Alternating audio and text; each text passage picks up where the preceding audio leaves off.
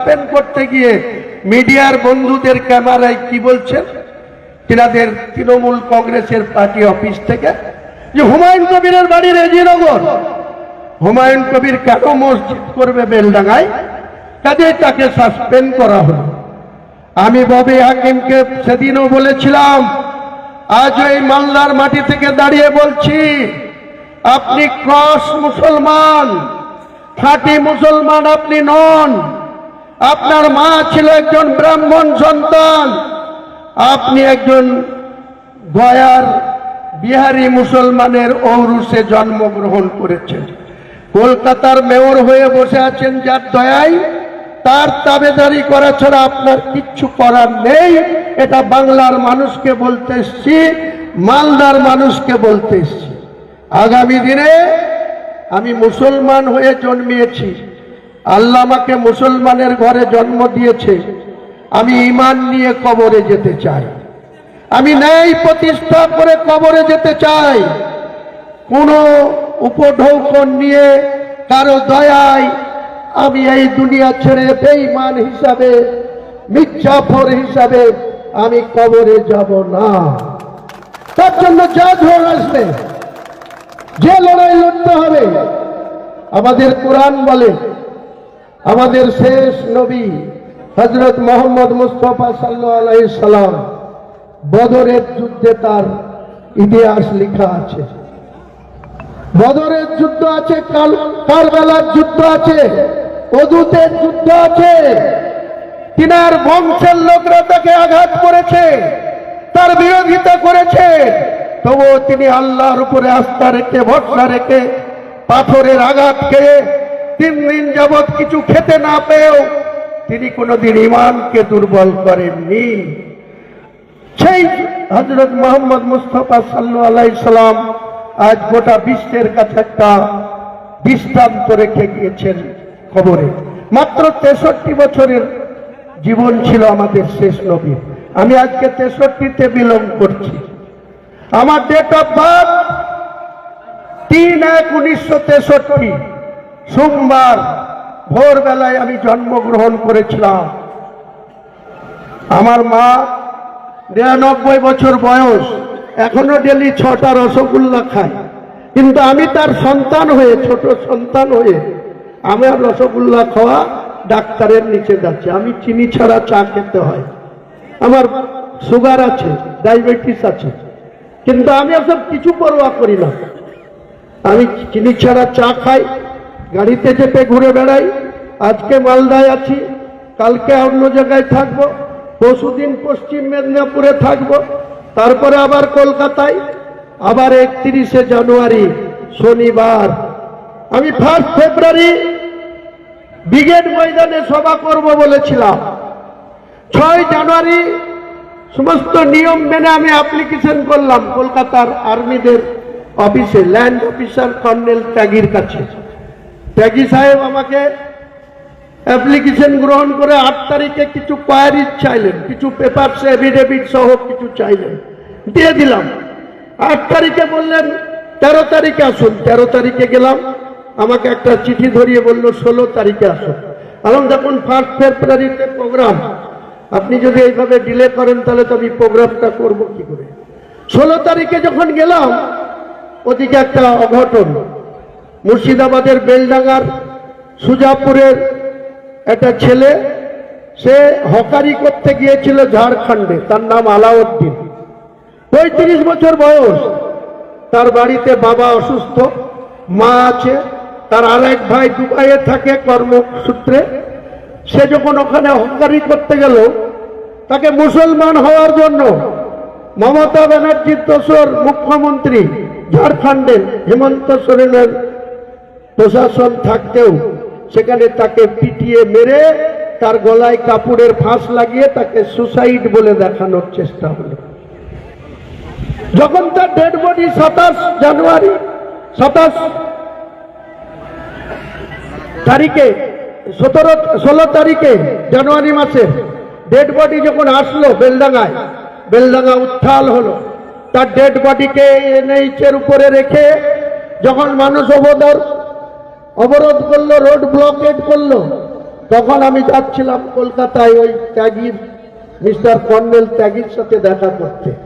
আমি যখন 2 ঘন্টার রাস্তা চলে গিয়েছি আর 1 ঘন্টা বাকি কলকাতা ঢুকতে, তখন আমার কাছে ফোন গেল।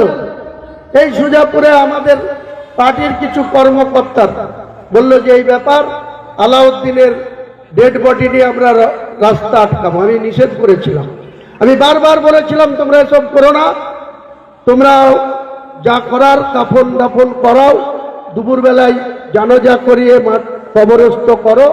আমি সন্ধ্যার মধ্যে ফিরে জেলা প্রশাসনের সাথে কথা বলবো, বেলডাঙ্গা থানার প্রশাসনের সাথে কথা বলবো। তারা সেটা ধৈর্য ধরল না। প্রায় 7 ঘন্টা ধরে এই এনএইচ বেলডাঙ্গায় ব্লক ছিল। এসপি কি করছিল, ডিজিপি কি করছিল, মুখ্যমন্ত্রী কি করছিল? যখন অভিষেক বন্দ্যোপাধ্যায়ের হেলিকপ্টার বিকল হয়, সঙ্গে সঙ্গে ঝাড়খণ্ডের মুখ্যমন্ত্রী হেমন্ত সোরেনের 8 ঘন্টার মধ্যে হেলিকপ্টার চলে আসে লিফট দেওয়ার জন্য অভিষেককে। আর যখন আলাউদ্দিন খুন হয়ে যাচ্ছে, সেটা নিয়ে যখন বেলডাঙ্গা সহ মুর্শিদাবাদের মানুষ আরো লক্ষ লক্ষ মানুষের রাস্তা আটকে দিচ্ছে, তখন এই প্রশাসন কি করছে?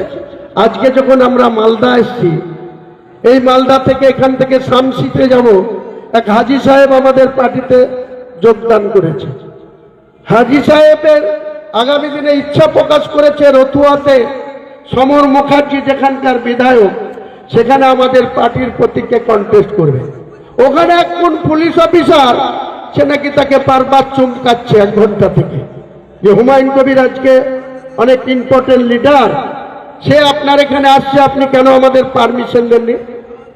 আমি এই পুলিশ অফিসারদের বলছি, মালদার এসপি সাহেবকে বলছি, ইন্দোরে কোনো প্রোগ্রাম করব, হুমায়ুন কবির আসবে না কে আসবে সেটা আপনার দেখার কোনো ইখতিয়ার নেই। কারণ আমি কার সঙ্গে আত্মীয়তা করতে যাব, কার সঙ্গে ইন্দোরে গিয়ে গল্প করতে যাব, তার সঙ্গে কি আমার আলোচনা হবে, সেটা আপনাকে কেন জানাবো? আপনার অধিকার কোথায় যে আপনি এসব জানবেন? উনি একটা 73 বছরের বয়সের হাজি মানুষ, তাকে বারবার বিরক্ত করবেন না। আমি 1-1.5 ঘন্টার মধ্যেই শামসি পৌঁছাবো। যদি আপনার কোনো সৎ সাহস থাকে আপনি আমার সঙ্গে কথা বলবেন। এসপি সাহেবকে বলছি, প্রয়োজনে আপনার সঙ্গে কথা বলুন।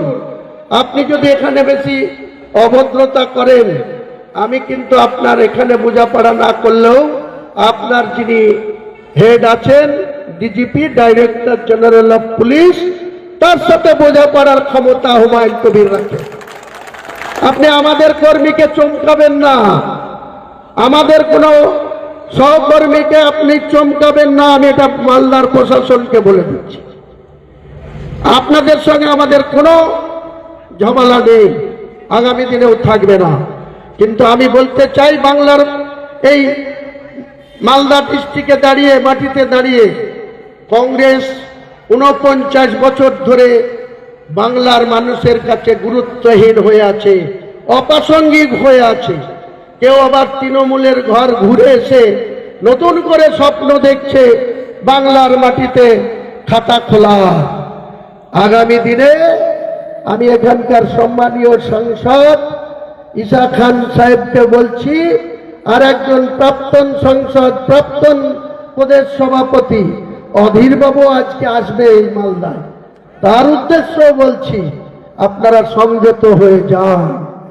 আপনারা যদি মনে করেন বিজেপিকে আটকাতে হবে, বাংলার মসনদে তাদের বসতে দেবেন না, এটাই যদি আপনাদের মূল এজেন্ডা হয়, আপনার অধীর বাবু আপনি বারবার মমতা বন্দ্যোপাধ্যায়ের সমালোচনা করেন, তাদের সাধারণ সম্পাদক লোকসভার নেতা অভিষেক বন্দ্যোপাধ্যায়কে ছোড়া বলে আখ্যা দেন।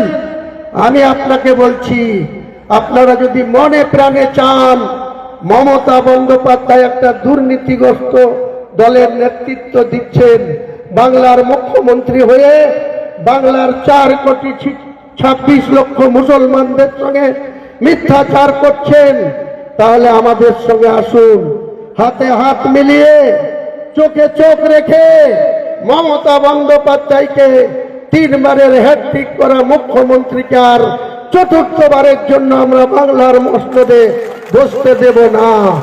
এটাই আমাদের আসল উদ্দেশ্য। এটার জন্যই জনতা উন্নয়ন পার্টির জন্ম হয়েছে। আপনারা কবে ঘি খেয়েছেন তার হাত শুনতে চাইছেন? কবে বরকত সাহেব এখানে স্মিথ ছিল? আপনারা 2021-এ সারা জীবন যে সিপিএম এর সাথে লড়াই করে এসছেন, সেই সিপিএম এর সঙ্গে হাত মিলিয়ে আপনারা সৈন্য পেয়েছেন। লজ্জা করে না? জাতীয় কংগ্রেসে একটা ন্যাশনাল পার্টি, সেই পার্টির আজকে মালদাতে কোনো বিধায়ক নেই। এটা তো লজ্জা লাগে, আত্মমর্যাদায় লাগা উচিত। আপনারা আগামী দিনে ভাবুন, আমরা তৈরি আছি। আপনারা যদি আমাদের সঙ্গে হাত মেলান, আপনাদের সঙ্গেও তৈরি আছি। আপনারা যে 2021 সালে সিপিএম এর সাথে করেছিলেন, অলরেডি সিপিএম এর নেতৃত্বের সঙ্গে আমাদের কথা চলছে। আর একটা নতুন পার্টি 2021 সালের 21শে জানুয়ারি কলকাতায় জন্ম হয়েছিল। ফুরফুরা শরীফের পবিত্র মাটির লোক আব্বাস সিদ্দিকীর ছোট ভাই, ভাঙড়ের বিধায়ক নওশাদ সিদ্দিকী। আমরা তাদের সঙ্গেও যোগাযোগ রাখছি। আমাদের উদ্দেশ্য 2-2 4 মিলিয়ে মমতা বন্দ্যোপাধ্যায়কে পরাস্ত করা। মুসলমানদের সঙ্গে যে মিথ্যাচার ওবিসি নিয়ে করেছে, ওয়াকফ আইন নিয়ে যেটা করেছে, চাকরি বিক্রি করেছে, 5,000 লোকের চাকরি বিক্রি করতে গিয়ে 25,752 জনের 2016 স্কুলের প্যানেল সুপ্রিম কোর্ট বাতিল করে দিয়েছে। মমতা ব্যানার্জি আপনি বলেননি তাদেরকে যে আপনার plan A, plan B, plan C, plan E সব তৈরি আছে? কোথায় গেল আপনার প্ল্যান? সেই সব প্রায় 25,000-এর 752-র মধ্যে 5,000 বাদ দিলে প্রায় 20,752 জনের কি অবস্থা আজকে? তারা ন্যায্য ইন্টারভিউ দিয়ে যোগ্য অনুযায়ী প্যানেল হয়ে চাকরি পেয়ে আজকে তাদের পরিবারের কাছে, তাদের বাপ মা, স্ত্রী পুত্র সন্তানদের কাছে তাদের কি অবস্থা? সেই চাকরিজীবীদের যারা আন্দোলন করছিল, সুমন বিশ্বাস মথুয়া পরিবারের সদস্য, তারাও আমার দলের অন্যতম জেনারেল সেক্রেটারি হিসাবে আগামী দিনে ভোটে বাংলার মানুষের সঙ্গে মিথ্যাচার করা মমতা ব্যানার্জি, আপনার সরকার, চাকরি বিক্রি করা, আপনার ক্যাবিনেটের সদস্য পার্থ চট্টোপাধ্যায় অর্পিতাকে সঙ্গে নিয়ে বাংলার টাকা লুট করা, আপনার প্রাক্তন খাদ্যমন্ত্রী পরে বনমন্ত্রী জ্যোতিপ্রিয় মল্লিকের জেল খাটা, আপনার প্রাইমারি কাউন্সিলের চেয়ারম্যান, আমাদের পাশের বিধানসভার পলাশীপাড়ার বিধায়ক মানিক ভট্টাচার্য 2 বছর জেল খাটা, বীরভূমের অনুব্রত মণ্ডল, যেটা বাঘ বলেন আপনি, সেই বাঘকে তিহার জেলে খাঁচাতে বন্দী ছিল। আপনি তখন কোথায় ছিলেন মমতা ব্যানার্জি?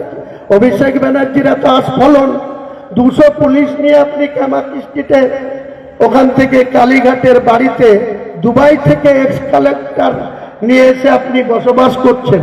আপনার বাবার কবিটি সম্পত্তি ছিল? কটা আপনাদের বিজনেস ছিল? আপনারা কোথা থেকে এই টাকা উপার্জন করলেন?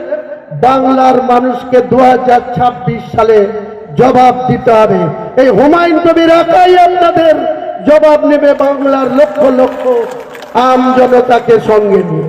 তাই এই মালদার আমাদের যারা নেতৃত্ব আছে, আমাদের সামনে যে সমস্ত সাধারণ মানুষ এসেছেন আমাদের পার্টিকে ভালোবেসে, আমাদের পার্টি করব বলে, নিশ্চিন্তে থাকুন আমাদের পার্টির সঙ্গে। আর রয়্যাল মিন্নাত আরো যারা আমাদের স্টেট লিডার আছে সবারই সঙ্গে যোগাযোগ রেখে 31শে জানুয়ারি বেলডাঙ্গার মরাতিকি পীর সাহেবের অফিসের ঠিক উল্টো দিকে 50 বিঘা জমির উপরে আমাদের ডাস তৈরি হচ্ছে, গতকাল থেকেই তৈরি হচ্ছে। আসুন, আমি বলেছিলাম ব্রিগেড ময়দানে 10 লক্ষ মানুষ নিয়ে তৃণমূলের মৃত্যু ঘণ্টা বাজাবো, সেটা ডিফেন্সের ভয় পেয়েছে বিজেপি, ভয় পেয়েছে তৃণমূল, তাই আমাকে ডিফেন্সের মাঠের এনওসি দেওয়া হয়নি। তাই আমাকে আটকাতে পারবে না। আমি বেলডাঙ্গার ওই মরাদিঘির জমিতে 50 বিঘা জমিতে 10 লক্ষ মানুষের জমায়েত করে আমি আশা করব এই মালদা থেকে 20 থেকে 30,000 লোক আপনারা ওখানে যাবেন। এখানে যেমন আমার ভাই খুব সুন্দরভাবে বক্তৃতা করেছে, আমিও সেখানে ওদের বক্তৃতা দেওয়ার সুযোগ করে দেব। বাংলার মানুষকে আওয়াজ তুলতে হবে যে চোর মমতা, চোরের রানী মমতা। আমি বলছি না, এদের মুখপাত্র কুণাল ঘোষ একদিন বলেছিল যে চোরের রানী মমতা, আবার এখন তার হয়ে ব্যাটিং করছে, আমাকে কখনো পাগলা বলছে, আমার কথা 11 মাস ধরে গুরুত্ব দেয়নি।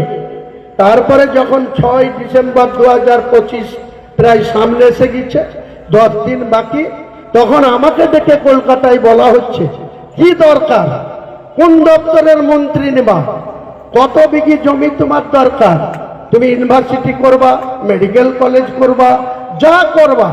আমি যেভাবে মন্দির করার জন্য দিচ্ছি 100 বিঘি, কোথাও 45 বিঘি, কোথাও 60 বিঘি, তোমাকেও দেবো, করো, কিন্তু তোমাকে বাবরি মসজিদ থেকে সরে আসতে হবে। আমি সেদিন বলে এসেছিলাম বাংলার মুখ্যমন্ত্রীর চেয়ারে বসে দিলেও আমি এই জায়গা থেকে সরব না। তাই আমার ভালো লাগে যখন ডায়াসে উঠছি, একজন মুরব্বী চাচা আমার হাতে 2 500 টাকা নোট দিয়ে বলছে এটা বাবরি মসজিদের জন্য দান করলাম, আপনি পৌঁছে দিবেন। এটাই হুমায়ুন কবির। হুমায়ুন কবিরকে চাইতে হচ্ছে না। যেদিন হুমায়ুন কবির বাবরি মসজিদের 6 ডিসেম্বর 2025 ভিত্তি স্থাপন অনুষ্ঠান করেছিল, 4 লক্ষ মানুষ সেখানে প্রেজেন্ট ছিল, আর 4 লক্ষ মানুষ রাস্তায় খাড়া ছিল। কারণ এই মমতা ব্যানার্জির পুলিশ সেদিন আসতে দেয়নি। কেউ নবদ্বীপ ব্রিজ থেকে শুরু করে, কৃষ্ণনগরের হাইওয়ে রোড থেকে শুরু করে, কাঁদি সাইথিয়া রোড থেকে শুরু করে, ডোমকল জলঙ্গি রোড থেকে শুরু করে সব জায়গায় একটা টাইমে এসবিআই অ্যাকাউন্টে টাকার লিমিট ক্রস করে গিয়েছিল। আমাকে ফোনে যোগাযোগ করে বলছে আপনি একটু মাইকে ডিক্লেয়ার করেন আজকে যেন আর টাকা না ঢোকায়, আগামীকালকে আবার ঢোকান। আমি বলেছিলাম দেখবেন সেই রেকর্ডিং। এই হচ্ছে হুমায়ুন কবির। হুমায়ুন কবির কোনো দুর্নীতি করে না, আর দুর্নীতি যারা করে তাদের কোন রকম রিয়াদ করে না। তাই আপনারা নির্ভয়ে এই মালদার মানুষ কংগ্রেসকে ভুলে যান।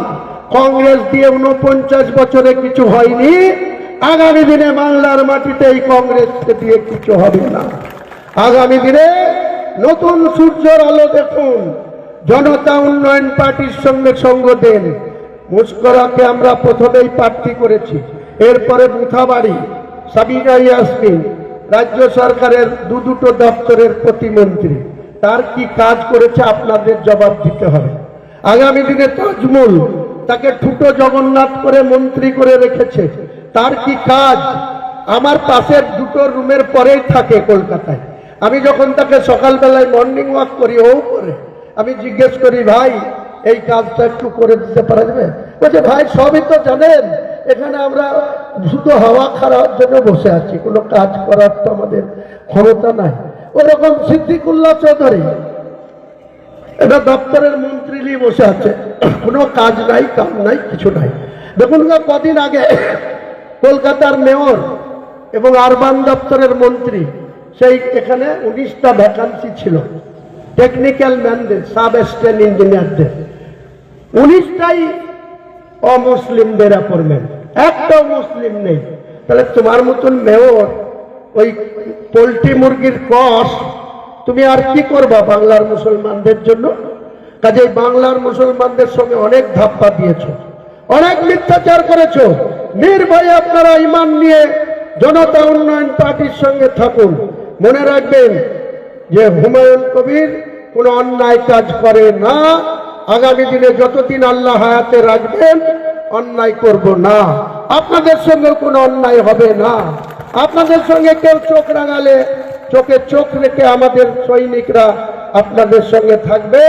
যখন এরা পারবে না আমার সাথে যোগাযোগ করবে, আমি এখানে না পারলে কলকাতায় এমন হুঁক জুড়ব, সেই হুঁকে এরা সোজা হয়ে যাবে, সোজা হয়ে যাবে। আপনি নিশ্চিত থাকুন, আপনারা ভরসা রাখুন। তাই সকলকেই আমার বক্তব্যের মধ্যে ভুল ত্রুটি হলে আপনাদের নিজের সন্তান, নিজের ভাই, নিজের বন্ধু মনে করে ক্ষমা করে দেবেন। আমি বক্তব্য বাড়াচ্ছি না। আমি বক্তৃতা দিতে উঠলে আমি পরিসংখ্যান দিয়ে 1.5 ঘন্টা বক্তৃতা করতে পারি। কোনো বাজে কথা বলবো না। ডেট, ভেন্যু, তারিখ, ঘটনা সব আমার মেমোরিতে লোড আছে, আল্লাহ দিয়েছে। আল্লাহর কাছে আমি হাজার হাজার লাখো লাখো শুকরিয়া জানাই যে আল্লাহ আমাকে যতক্ষণ কথা বলার শক্তি যোগাবে আমি ন্যায়ের পক্ষে লড়ে যাব, অন্যায়ের বিরুদ্ধে লড়ে যাব। সবাই ভালো থাকুন। সবাইকে আমার সালাম, আদাব, নমস্কার, শ্রদ্ধা জানিয়ে জনতা উন্নয়ন পার্টি জিন্দাবাদ, মালদা ডিস্ট্রিক্ট জনতা উন্নয়ন পার্টি জিন্দাবাদ। জয় হিন্দ, বন্দে মাতরম।